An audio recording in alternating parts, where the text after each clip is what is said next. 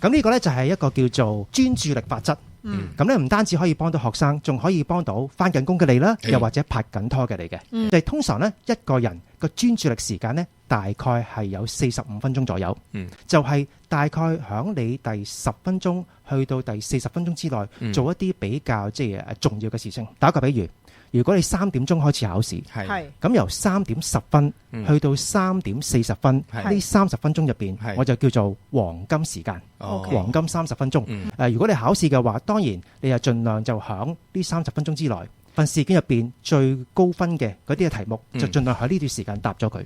咁點解唔可以響40零分鐘之後呢？當然啦，你嘅專注力開始下降啦。而同時間點解盡量唔好響頭10分鐘嚟到去做呢？就因為我哋都需要大概10分鐘嘅時間去令到自己個腦筋嚟到去 warm up。咁你當你 warm up 咗之後，做一啲簡單嘅問題，令到你有嗰個信心、自信心嘅時候，咁然之後你就可以開始去嘗試focus 響一啲比較難嘅問題，或者比較分數高嘅問題啦。咁同時間呢樣嘢點樣可以幫到你響返工或者即係拍拖呢？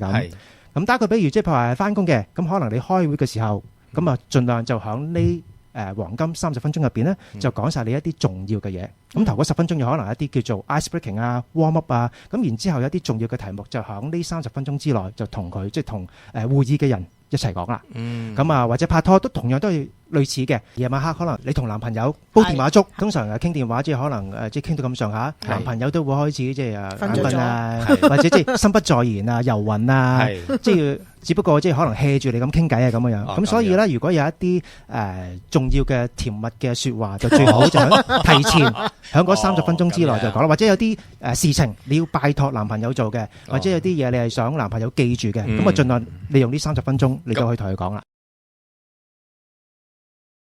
我都識到唔同嘅年青人，咁啊佢哋拍拖嘅時候，哇！我呢個心諗，哇！依家啲男仔點解咁唔識做嘅咁？因為始終有時啲年輕人啊，未嘗試過拍拖，咁可能都未必會懂得點樣同女仔溝通，尤其是咧好多時一啲係獨生嘅男仔啦，即係屋企可能未必有兄弟姊妹，咁未必咁容易識得啊！原來女仔同女仔相處係咁樣嘅。